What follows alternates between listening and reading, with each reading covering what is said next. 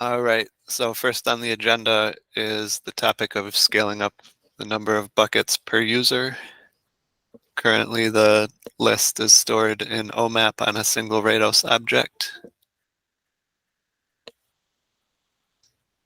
And so the obvious limitation there is large OMAP warnings from Rados. And as it grows too big, that can slow down OMAP and RocksDB performance. How many buckets are we talking about? Well, in fact, performance isn't a safe way to describe this.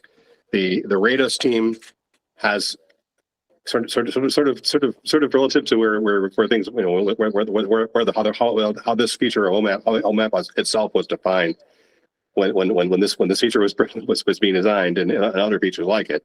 They considered there to be much as there already is for object data, an absolute max, which will never be significantly changed, on both the size of an object and sort of the cognate in OMAP is a maximum number of OMAP keys. It's currently 200,000. It's never going to be much larger, and it will not be allowed to change because the design of Rados replication and recovery depends on putting a fixed upper bound on the amount of data that has to be transferred during recovery. There are a bunch of things that go with that, but that's a fixed point. It's not going to move.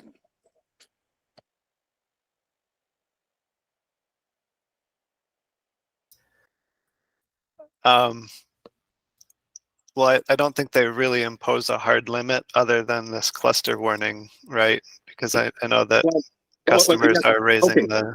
I'm using it in a mathematical sense, which is maybe it's bad mathematician language too. But the point is not really fixed, but the point can never move far from where it is. The design limit will not move. Right, and a lot of the cases where this has been a problem are places where we were treating OMAP as an unbounded set rather than partitioning it, like, for example, bucket index resharding does. Yeah, and resharding works fine for certain things. But we for example wouldn't consider it. I wouldn't consider a good solution here. And I think going forward, I've gone through several cycles on this. I think there isn't. I think I understand what I would try next to tackle this. Basically, a two-level OMAP index managed by a library that deals with the concurrency, with reader writer and update consistencies, but leaves it all in OMAP rather than mixing in the problem of implementing some sort of own or out commercial off the shelf or open source off the shelf database technology. That's a wholly different. I think on balance those two approaches have to be split apart. In a world where we're not relying on Rados for certain things, we could do whatever we want for scalable metadata, but we need some strategy on Rados. I guess I don't understand your objections to a strategy of sharding similar to the bucket index, because to me it seems like a very similar problem where it's not. Well, it is, but yes and no. But sharding, yeah, it is this. I am proposing a strategy similar to sharding, but sharding based on hash is not satisfy all requirements. So some other strategy like range splitting is probably needed as an alternate. That's all I'm actually saying.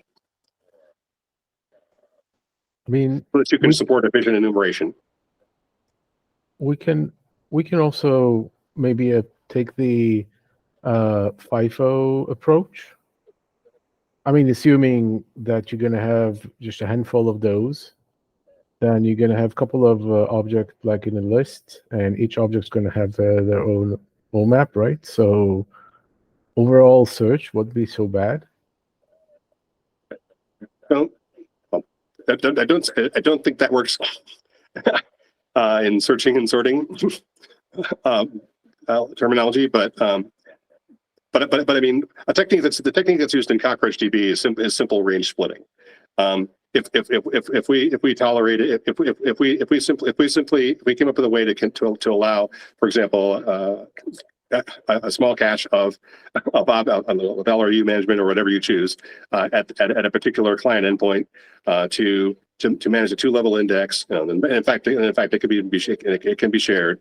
That's the fun part. But I mean, it is I think it is achievable or worth adjusting Rados primitives to get there if necessary.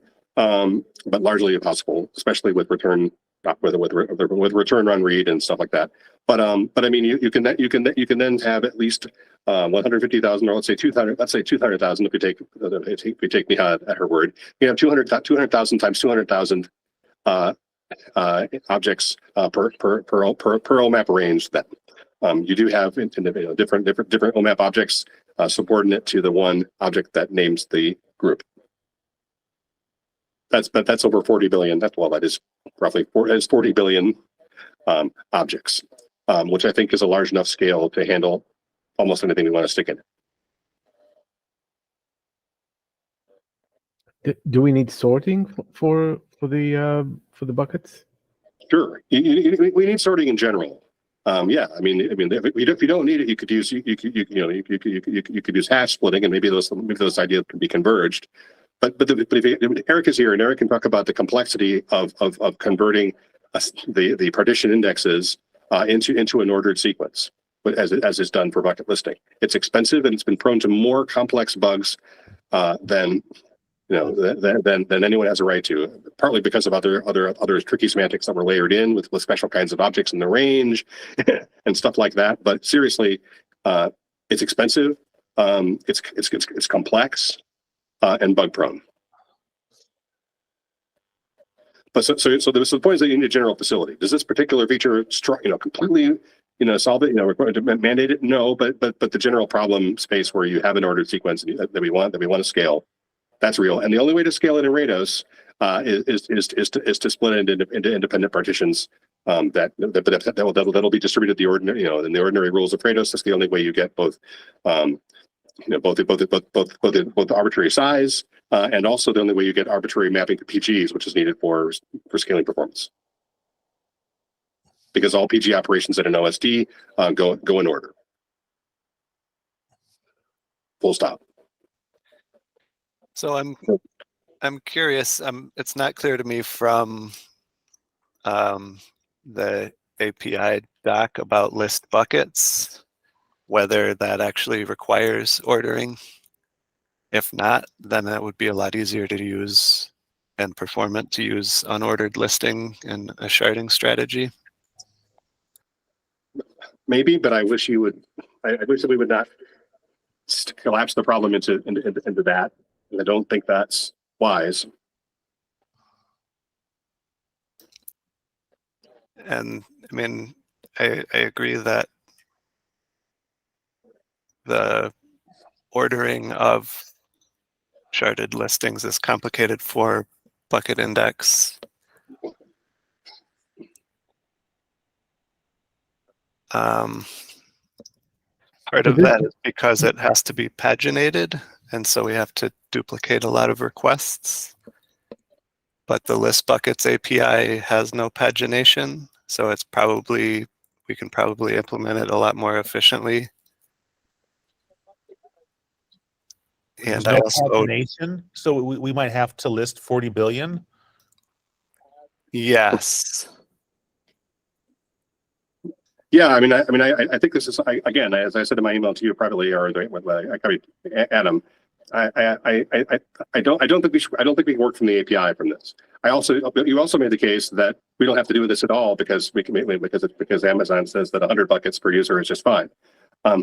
Our users don't think so. So it may be that we have to look at some other way to deal with that, because paginating a large number of objects, the API doesn't have pagination because it assumes that you're not going to have very many buckets per user. I doubt that will be permanent, but I don't think our users' customers want to be there. This has been persistently raised over multiple years. So I think it's relevant. If you want to, we just want to, we don't really, no, we're not going to paginate, yeah, because Eric complies there. I mean, it doesn't scale anyway. Yeah, so obviously we could extend the API like we've done for other stuff. And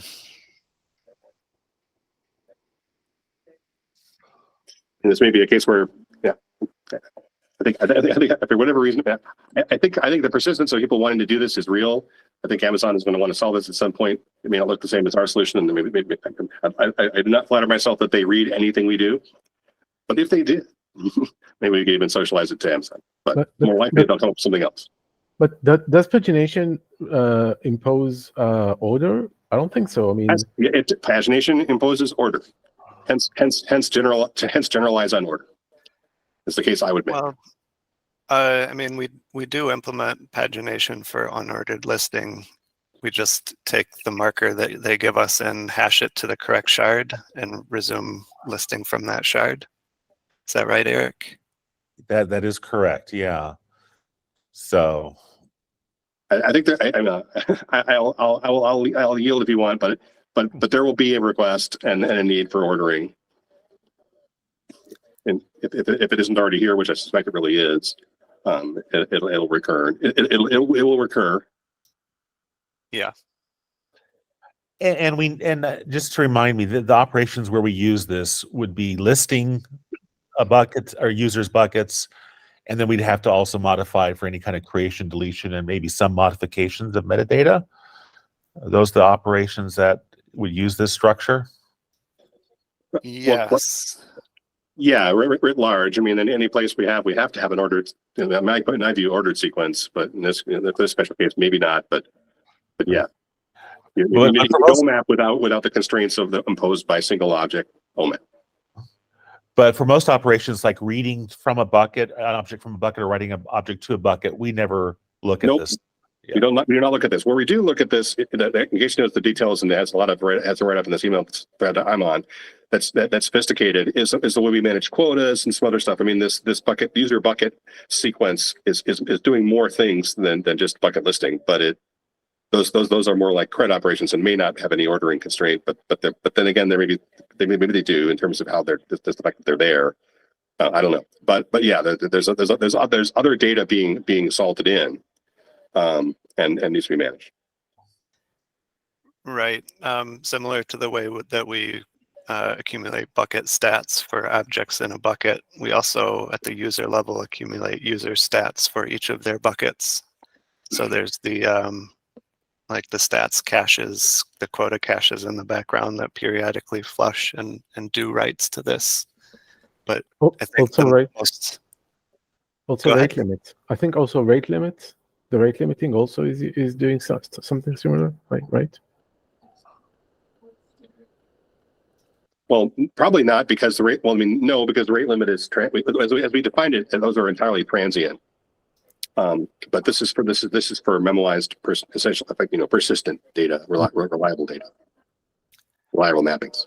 Right. You can set rate limits on users and buckets, and we store that in the metadata, but the actual counting is done in memory per gateway, not actually persisted. Mm-hmm.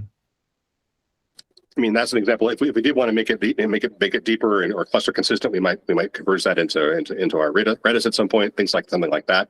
But yeah, we probably wouldn't persist it. All right. So, I mean, maybe we're discussing kind of longer term designs around this, but maybe in the shorter term, it would help to add some more documentation around the existing user max buckets field and warning about the constraints of raising or removing those limits. Yeah, totally. Because I think we should be socializing that, and you make a positive thing about the Amazon limits is everyone. I think mostly the world knows it. The people that care, but customers drive into it, users drive into it. Yeah. I mean, in terms of implementation for scaling, I do think the sharding module is what I would look at first, but maybe the first step would be trying to just document all of the constraints and where we do the reads and writes and which ones we really want to optimize for. Fair enough. I mean, I personally just think that the more important problem to solve is ordered mappings, because it's more generally applicable and would solve this. Well, I mean, I feel like the current index sharding works well for buckets up to a certain scale, which is generally towards the billions. And it seems unlikely that user buckets would need to scale quite to the point where that becomes the problem. Well, maybe so, and maybe it's something that solves, but maybe this is Fred's way of tackling bucket index. But you're right. This particular case, I mean, we don't need billions of user mappings. I don't think. Buckets, we're not really hitting in billions. That's one of our problems. I mean, I don't want to cul-de-sac, but we're not hitting billions. We're hitting about 500,000. No, maybe we're not. That's not true. Maybe 500 million, maybe. And all flash. That's a limit that needs to be surmounted. Probably shows up elsewhere, but it does work up to a point. But as Eric can discuss in detail, I mean, the different cycles going around it. We stopped optimizing at a point where optimizing the linearizing of the hash sharding was becoming was past any, and it was ceasing to deliver any benefit, but was becoming incredibly complex. And it already involves statistical expectation and other weird stuff. Yep, agreed. So I mean, on the documentation side, I'm happy to volunteer to add a note to the RGW docs just around the user max buckets and recommending that you not raise it ever above the large OMAP threshold. Yeah, that sounds right. I could also try to take some of the notes in my email and format them and share them with the list, and we can continue discussions on a design there. I support that. Any other thoughts on this?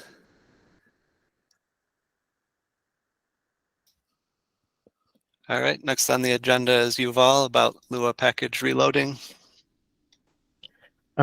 Yeah, so I started to look at that. The idea is that currently it requires a restart of the RGW, and I want to avoid that. Casey, you suggested that I would look at the watch notify mechanism that is used for the zone, for the period reload. I've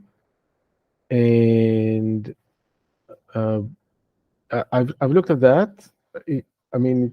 It should be quite straightforward and simple to do that. What I wasn't sure, there were two things. First of all,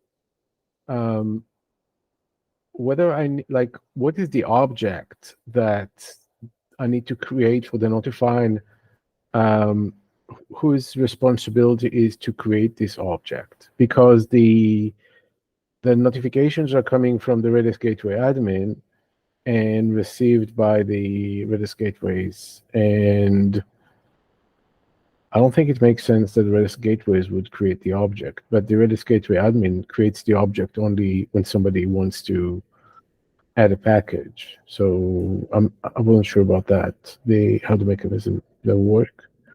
Right. So you would just pick some known object name.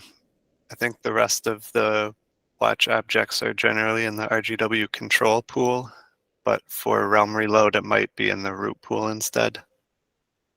But any Rados write operation will create it if it doesn't exist, and establishing a watch is a write. And so it should just automatically get created the first time anybody tries to watch on it. Oh, okay. So I should just try to create the object just before I do the watch. So you don't need to try to create it manually. Just sending the watch is a write, and we'll create it if it doesn't exist. So that, okay. For some reason, when I call the watch, I get no end error. Okay, I'll have a look at that. My first thought there was that I don't really need I don't really need this watch notify mechanism, and I thought I'd just check periodically on the version of the object and see if the version changed. Then I need to read it and do the installation. So, and that I think, because I already have like a background thread, which I need anyways for that, for the watch notify mechanism to work. I need that because I need to support the realm reload mechanism. So I will always have the right radius pointer there. So because the whole thing doesn't work, it works in the background, doesn't work based on beast requests. So because it works in the background, I need something that supports the whole radius recreation mechanism. So if I put that in some background thread anyways, then I'm not sure I need the watch notify mechanism. I can just do some simple polling to see if I need to do this reload.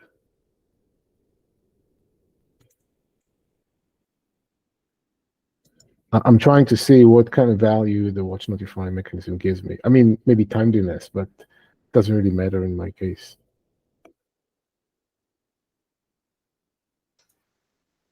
I mean, is this really worth the effort compared to just saying when you change the packages, restart RGW? The reload versus a restart is not that different in the first place.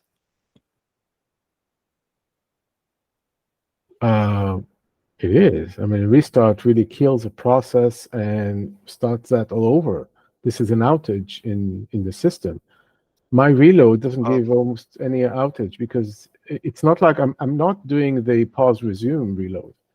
I'm just installing a couple of packages on the local disk. Well, currently the reload is tearing down the store, RGW Rados, and all of its threads and stuff. So Oh no, but I'm not using this reload. I'm not using this reload. I need somebody that is aware of this reload, so that whenever I go and read the object and try to install the packages, then I will have the right radius pointer and not the old one. But other than that, I'm not really doing a reload. I mean, this package reload is just invoking some external command that changes stuff on disk, doesn't do anything else.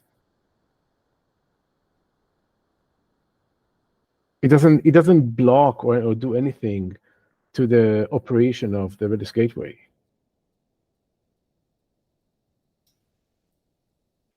sorry, how do you avoid blocking? I thought the point was to avoid running Lua scripts while the directory is changing or reloading. Well, I mean, I don't think so. I don't think there's really an issue there. I mean, the only bad thing that can happen is, I mean, okay, think about a case where you have a script that relies on some packages, and then you change it to a script that relies on other packages that are not installed yet. Or maybe you install the packages first and then you change the script. So, I mean, anyways, there's going to be some period in which the script and the packages are not going to match. So whether this is because the directory is now locked or busy or something, doesn't really matter. I don't think there's a real issue there. I mean, there is an issue, but you're going to have, because the whole thing is very non-atomic, then you're going to have an issue anyways. So either your current, I mean, probably the right way to do that is just to remove all scripts, do the install, and then put the new scripts in. And that's it. So, and you can do that without any interference to the operation of the RGW.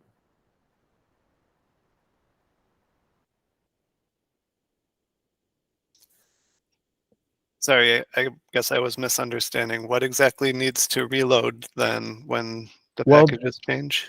Well, the only thing that reloads does is it is calling like the Lua Rocks command line to install a couple of things in a directory. Now, while I'm changing the files on this directory, if Lua scripts are trying to read those files in order to, because they have dependencies with the external packages there, then they're not going to work. But there's no atomicity between the scripts and the packages installed on disk anyways. So probably the right way to do that is to remove the scripts, install the packages, install the new scripts, and that's it.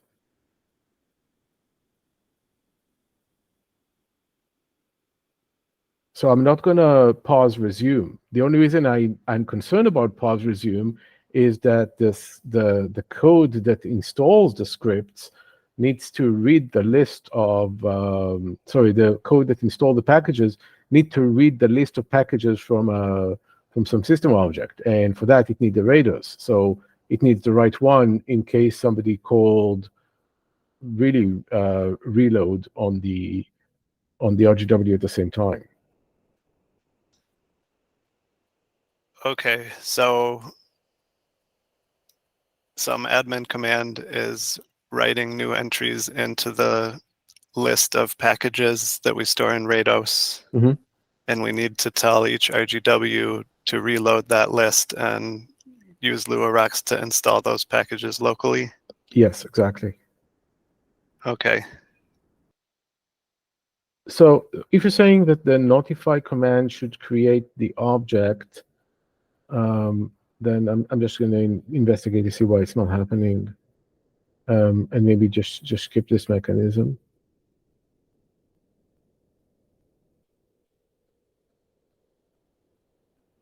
Because if the watch command need to be retried in the background, then it's really pointless, and I'll just read the object in the background and see if it changed and do the work instead of relying on the notifications. Yeah, I don't know. One thing that Watch Notify does give you is that it blocks the notify until all clients respond, and you could essentially use that response to know that all RGWs have reloaded the state. Yeah, that's So actually good. Yeah, because it right, would. if you were waiting to re-enable scripts based on that, then it might be better to have actual consistency around it. Right. Yeah, and also to make sure that you didn't hit multiple reloads while the RGWs are still reloading or something like that. That would also prevent it. So that's a good reason to use it. I'll look deep into that. There was duplicate notifies are definitely an issue that I saw in the Realm reload stuff, and it has special cases for that.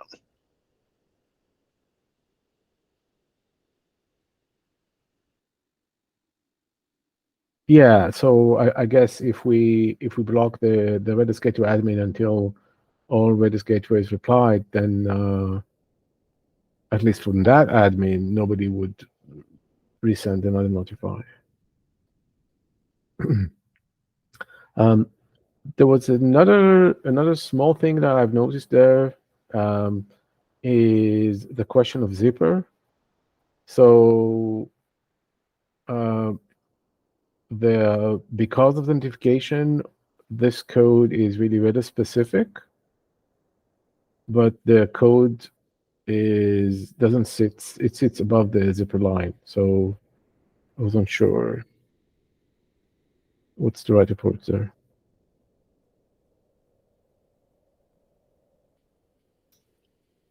Yeah, as far as I know, we don't have any analog for Watch Notify for DB Store or other backends. Well, it's certainly the intent to create it, but whether we have to put that ahead of other things, I wouldn't say. But I mean, my goal is to try out, the Redis sub as a potential solution for group communications that you would use for that. But it can have similar semantics, but we can use other things. But we have to introduce something and like it. But since D4N introduces Redis, I think we should look at that. I mean, Yeah, Caleb but- isn't here, but this is the kind of thing that has to be fixed as part of the modularization, I think. Otherwise, because it'll be a build failure. So, I mean, we're going to have to API and stub it somehow, I think. But Right. Yeah. Yeah. So what I was wondering is not if we have like other mechanisms for the watch notify, but I mean at least put that under the zipper line and abstract that, and then it'd be like an empty implementation. Like we have many of these empty implementations. But does it actually belong under the zipper line? I mean, let me understand. Does the zipper? Well, hold on. I mean, does the zipper provide the notification services, or isn't it something that composes it with it? Rados happens to provide it, but we don't need Rados to do it at all. it has to be API'd, right? The question is whether it belongs in zipper or not. I mean, we have other stuff like the config store that is not. It does the same kind of thing, but isn't actually part of zipper. Well, here, I mean, Watch Notify happens to use Rados because Rados was there, and Rados would always be there.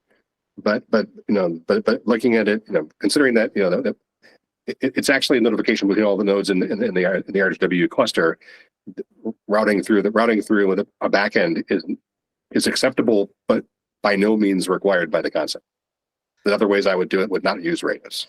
They would not. Yeah, currently we do have zipper abstractions to store this list of Lua packages.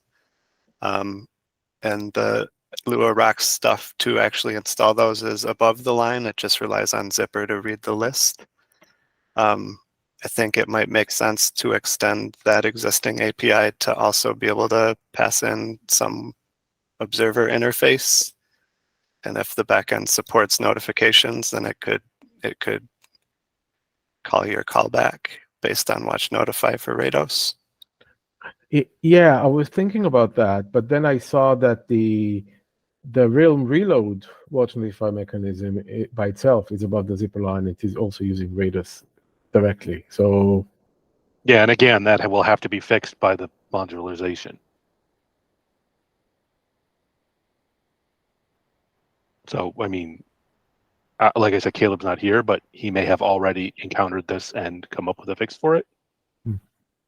No, we're not really going to full modularization in the first step. We're still linking the Rados directly into RGW for the time being. Okay. But like the logical conclusion of that project would address that. But yeah, I mean, Realm Reloader has to be fixed at some point. I got the impression we were very. I mean, I guess I was wrong. I'm not quite sure then what the current increment actually does. I thought it was a modularizing. It does some modularization. It introduces loadable modules. In the case of Rados, we would be able to open the SAL, but also link dynamically to the same thing, which I'm not crazy about, but apparently it's working for him. That's actually troublesome. I think historically, but okay. So yeah, you mentioned Watch Notify for Realm reloading, and eventually that will be abstracted somehow. Probably in the config store, which stores the period Realm stuff.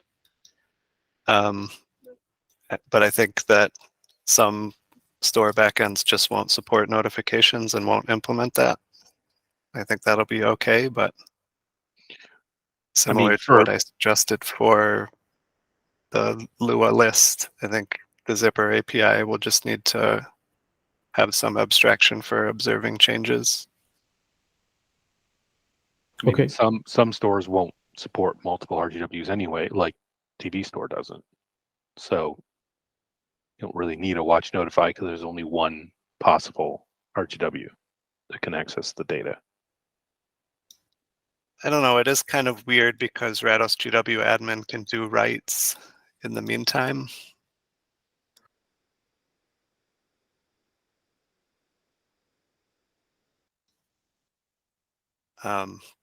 If DB Store had any kind of metadata caching, then that would come up, or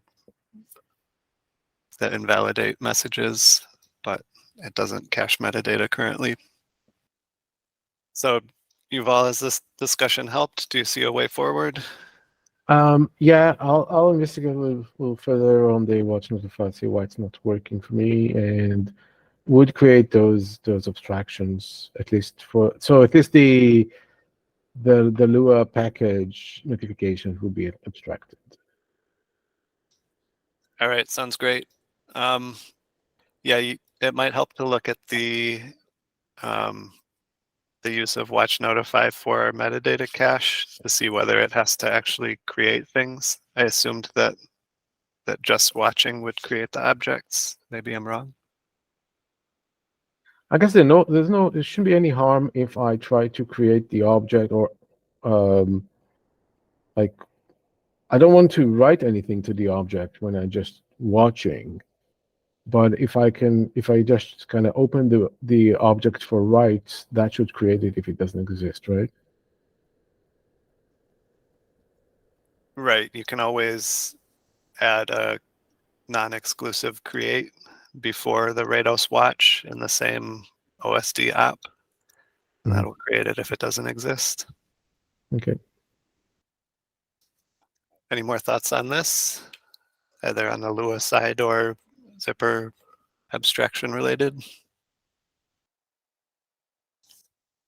Any other topics for the agenda?